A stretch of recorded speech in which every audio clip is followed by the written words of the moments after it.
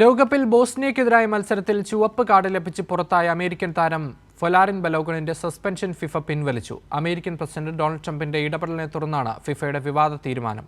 ഫിഫയുടെ തീരുമാനത്തിനെതിരെ Belgium football association നിയമ നടപടിക്കൊരുങ്ങുകയാണ്.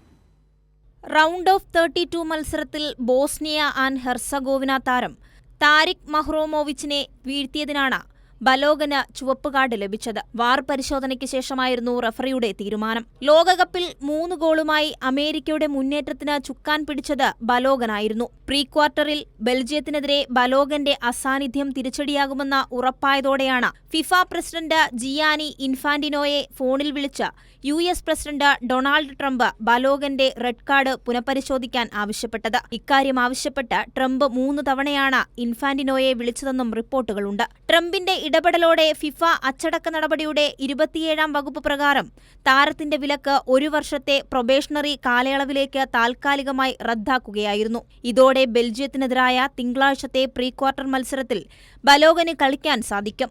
തെറ്റുതിരുത്തിയതിനും ശരിയായ കാര്യം ചെയ്തതിനും ഫിഫയ്ക്ക് നന്ദിയെന്ന് ട്രംപ് ട്രൂത്ത് സോഷ്യലിൽ കുറിക്കുകയും ചെയ്തു. US പരിശീലകൻ മൗറീഷ്യോ പൊച്ചറ്റിനോയും പിന്തുണച്ചു. ഈ ലോകകപ്പിൽ ചുവപ്പ് കാർഡ് കണ്ട മറ്റു 11 കളിക്കാർക്കും കൃത്യമായി വിലക്കേർപ്പെടുത്തിയ ഫിഫ അമേരിക്കൻ താരത്തിനു മാത്രമാണ് ഇളവ് നൽകിയത്. ഫിഫയുടെ തീരുമാനത്തിനെതിരെ വലിയ പ്രതിഷേധങ്ങളാണ് മറ്റു രാജ്യങ്ങളിൽ നിന്നും ഉയരുന്നത്. ഫിഫയുടെ തീരുമാനം അത്ഭുതപ്പെടുത്തിയെന്നും നിയമപരമായി മുന്നോട്ടു പോകുമെന്നും ബെൽജിയം ഫുട്ബോൾ അസോസിയേഷൻ അറിയിച്ചു.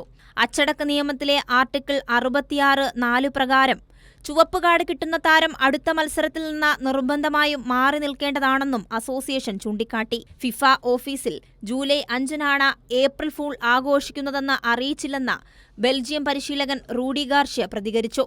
ലോകകപ്പ് ചരിത്രത്തിൽ ഇതുവരെ 189 റെഡ് കാർഡുകൾ നൽകിയിട്ടുണ്ടെങ്കിലും പുറത്താക്കപ്പെട്ടിട്ടും തൊട്ടടുത്ത മത്സരത്തിൽ കളിക്കാൻ അനുവാദം ലഭിക്കുന്ന 2ാമത്തെ താരമാണ് ബലോഗൻ. 1962-ൽ ബ്രസീലിന്റെ ഗാരിഞ്ചയ്ക്ക് ഇത്തരമൊരു ഇളവ് ലഭിച്ചിരുന്നെങ്കിലും അന്ന് ഇന്നത്തെ പോലെ ഓട്ടോമാറ്റിക് സസ്പെൻഷൻ നിയമങ്ങളോ സാങ്കേതിക വിദ്യയുടെ അടിസ്ഥാനത്തിലുള്ള തീരുമാനങ്ങളോ ഇല്ലായിരുന്നു. World cup desk, Kairali news.